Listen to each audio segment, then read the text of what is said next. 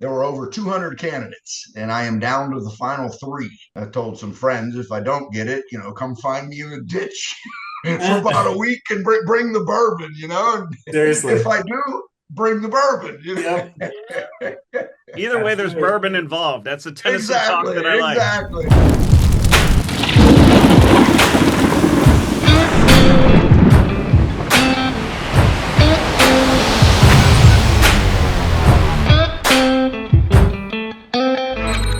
Hey, if you shop at Home Depot, this is a no-brainer. Our free Build SOS program unlocks verified discounts, often up to 30%, plus access to exclusive deals on tools and materials. It is especially useful for contractors, handymen, and DIYers who buy regularly. No fees, no gimmicks, just better prices at checkout. All you have to do is click the link below or in the show notes that says Build SOS with Home Depot to start saving. Welcome to Disaster Diaries. I'm Evan Farmer. So, Andy met today's guest through a mutual friend, and after hearing his story, immediately invited him on to talk about his experience on our show. Imagine starting a new job as CEO of the Home Builders Association of Greater New Orleans, and then just 7 days later, Hurricane Katrina hits. Today's guest, Jon Luther, lived that reality, and what he learned about leadership, chaos, and rebuilding is a big part of what's setting the bar for disaster recovery today. Well, Jon, welcome to Disaster Diaries, and Thank you. thank you for taking the time to do this. And I know that you guys have a little bit of a background, so I'm not going to take over hosting role like so much at this point because there's some history there, and it's becoming more and more apparent that these shared stories are what helps people prepare. It helps them also kind of cope and deal, and it also helps people recover in a lot of ways. So we're a beautiful mess. So anyway, thank you and Great, welcome, great. and I'll give the floor to you. Well, thank you. No, I appreciate it, and I'm delighted to be here. I can start, or will start, if you will, on how I ended up in Louisiana. The fellow who was the CEO of the New Orleans Home Builders Association, who had been there about 10 years, he was moving back to where he was from originally in Florida, so the position opened up. And I interviewed a couple of times and got the job. And what year was And this? Just, this would just have been 2005. of course you got August to of win. two. Well, I got the job in July of 2005. By the time I got all my ducks lined up, bought a new house in Slidell, Louisiana, got all my earthly possessions, drove them 1,000 miles in a U-Haul, settled into my house, and I started my new job at the Home Builders Association August 16th of 2005. And so the way the work days sketched out, I was on the job 7 days when Hurricane Katrina hit. Oh, Really still didn't even know. Most of my board didn't even know my staff. I had I inherited a staff of about 7 or 8, I guess. Katrina, there were some surprises. The levee broke, that was a No surprise. doubt, But there was no doubt. quite a lead up in the news to, hey, this thing is coming. So do you Right. remember from a personal and I guess also professional point of view, as this was Yes, arriving, what was yes. going through your mind? What did you get up and do every day? And was there the, Mhm. I'm going to leave everything in the truck in case I have to just drive it away? We got to the point where a day and a half, 2 days out, it's an inevitability that it's going to hit somewhere around here. And essentially, it got to the point where my wife is begging her father now to leave. He still wasn't too hip on the idea. His wife, my mother-in-law, wanted to leave. My wife is distraught. She did try to go to sleep for a little while.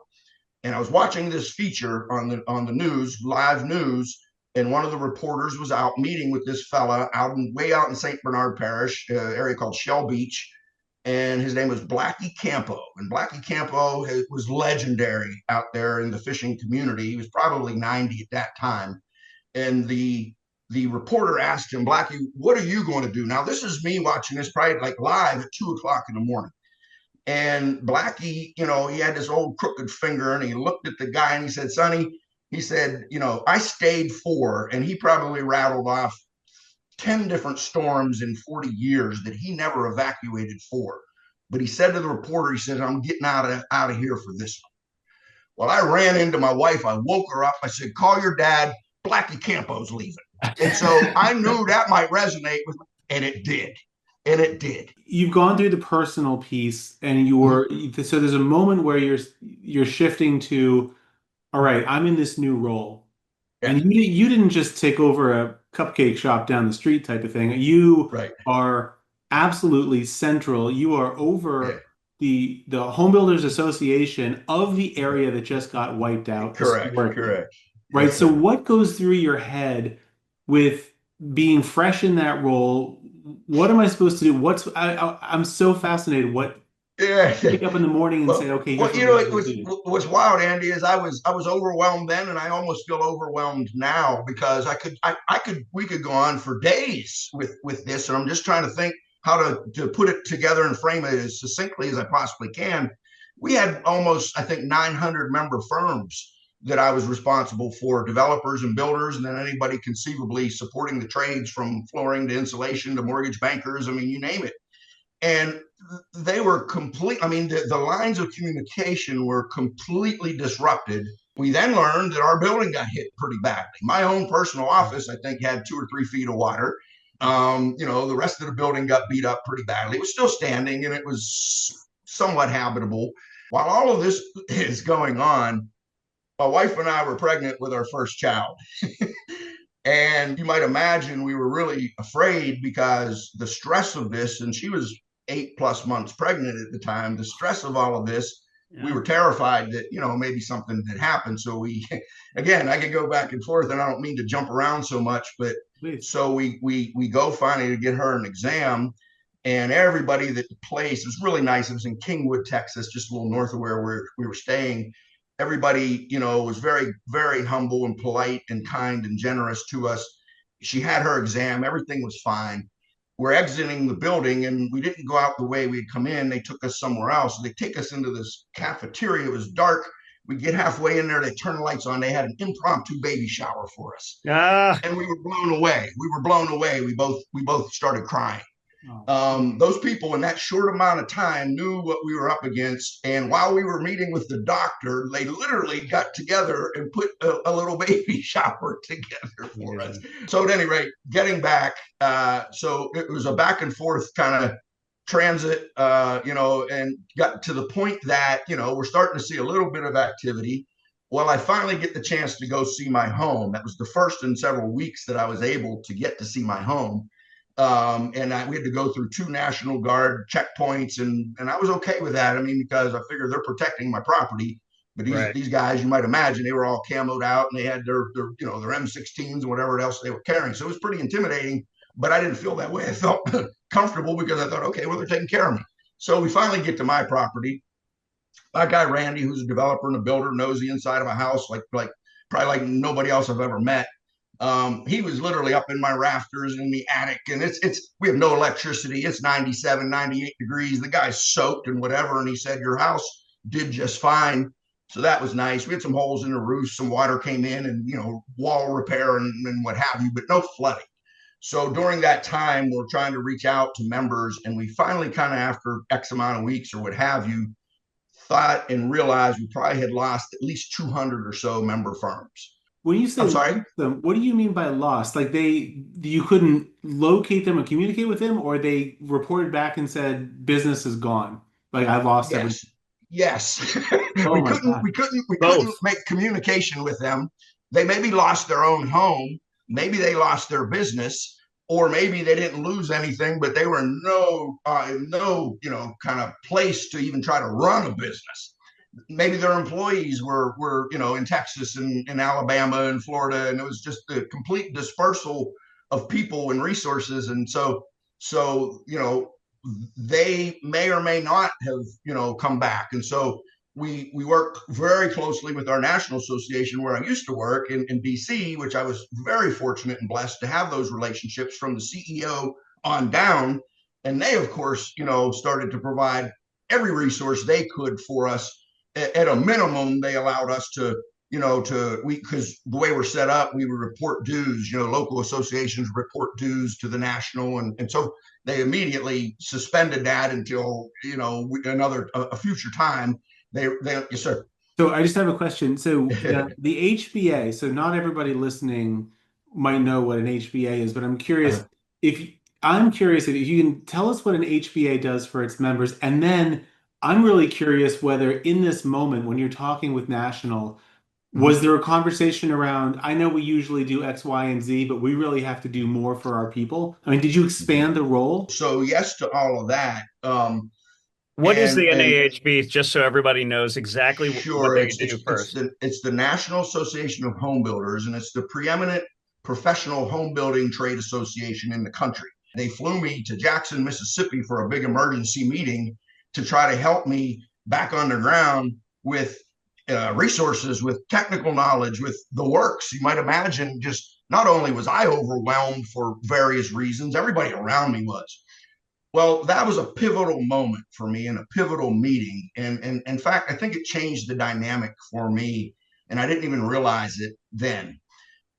I'm in the corridor of the hotel, and a fella comes up to me, and I knew I recognized him. And it turns out I had worked with him at the National Association in DC. It was a big place, though.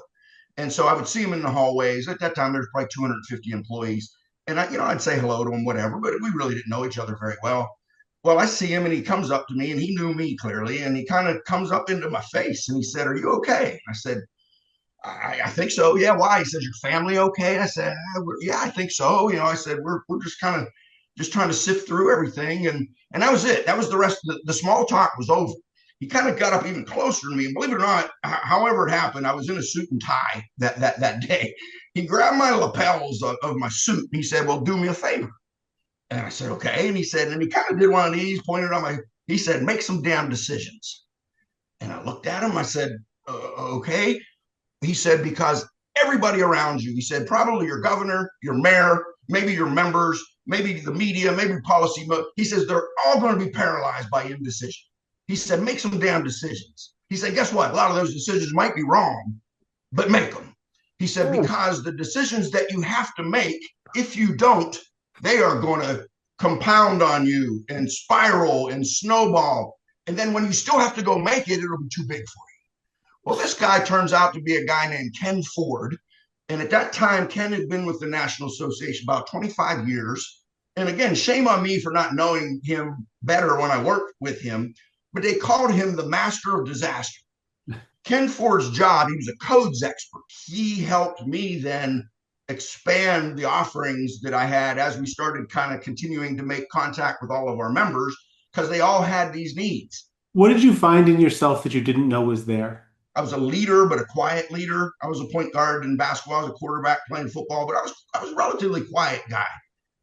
That all went out the door because I couldn't be quiet, because I knew at that point I was the face of the organization. I was the advocate, and generally a quiet advocate is not an effective advocate. And I get a call one day. The phone lines, I think, had been somewhat restored, and it's this gentleman with this really deep voice. And he said, "You don't know me, but your name's been recommended to me. And my name is Eugene Schreiber." And he said, "I'm the general manager of the New Orleans World Trade Center." And he said, "I've heard you're dealing with a lot of housing issues." He said, "Is there a chance we can meet?" Sure. So I go to meet him at the World Trade Center in New Orleans, right at the foot of the river. And it's now a Four Seasons hotel. It was the grandfather I needed in my life at that time. And he took me under his wing, and I provided him as much information as I possibly could. That started to then matriculate into, "Hey, John, I've got some people coming in from Quebec, some business leaders, and their assistant minister of interior, blah, blah, blah, blah, blah. Could they come and meet with you?" Sure. Well, I would usually go to his office and we would meet there. "Hey, John, a week later, I got some people coming in from Beijing, some business leaders, some of their political people and some of their policymakers, sure." Well, that turned into probably meetings with folks from over 70 or 80 countries. And they were all flocking here because they saw an opportunity to redesign and reimagine an entire American city. It was a blank slate. And so they all had theories of construction and products that they wanted to introduce here in the market and so forth. And I never said no to any of them. My mantra was, if you are serious and if you're genuine about this technical theory of design, where they wanted to bring particular components of a home and assemble them on site, or they wanted to do structured insulated panels and all these other theories and all these other products, I said two things: you better get your boots on the ground here. I said, because things move so fast and so fluid. I said, if you're not here, you're not going to be able to do it remotely from Beijing or Krakow, Poland, or Quebec, Canada, or Sydney, Australia. You're going to have to be here. I said, and then you're going to have to educate our community, our builders, because a lot of what you're proposing isn't heretofore how we have built for the last couple of 100 years in New Orleans. To what extent did that stick? Can you see any of that today? Yeah, lot of it washed out, honestly. But some of the different panelized and compartmentalized techniques to construction were brought to, to into the community and kind of absorbed and so forth. While all of this is also going on, none other than Mr. Brad Pitt came into town, and Brad Pitt is going to essentially, and his group is going to tell everybody how they're going to rebuild what was called the Lower Ninth Ward, which got completely wiped out. But prior to that, had been one of the higher home ownership regions in the whole city, because folks, owned their homes and they took great pride in it. And they were all, probably 95% African American communities, multi-generational homeowners there, but that's where he was going to plant his flag. It was pretty apparent that there are enough people out there, locally, statewide, nationally, the world, who really wanted to build New Orleans back green and more resilient, more energy efficient. And I wasn't against that. My builders, a lot of them, kind of a knee jerk, they were. That became a multi-year negotiation, so to speak. You talk about people flocking from all over the world here because they wanted to be a part of the opportunity. A lot of young, very successful professionals did so. They could have worked in Manhattan on Wall Street. They could have worked in Chicago, LA, you name it. They came here because they were very altruistic. They wanted to do good, and they wanted to do well. Well, I started hiring some of these folks on my staff at the Home Builders Association.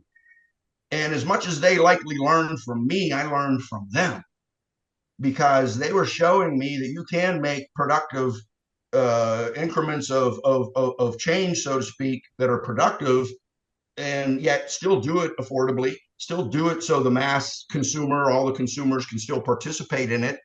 And so, I'd venture to say after another 3 or 4 years, that was all my staff. All my staff were like that. A lot of them from other places that, they came here because they truly wanted to make a difference. But these are very bright people. I think it's a pretty astounding, thing that you were tasked with. And it sounds like you were clearly ready for it in your Churchill way. That's probably one of the things I'm most proud of as in retrospect, is being able to share that wisdom, and the preparedness piece was far more important than the recovery piece to me. And that's what I would try to really emphasize. What would you say are the two most critical things to do right now for any homeowner? And I'm talking about the homeowner, not the person that's out there, in your position. I would evaluate my property and flood insurance. I would evaluate all of the limitations, all of the exemptions. I would see truly and try to think about, all the eventualities, a Category 2 hurricane all the way to a Category 5 or a tornado or a flood or whatever, and what do you look like during that time, frankly. And I would advise to truly, with that, do some house hardening and everything if possible.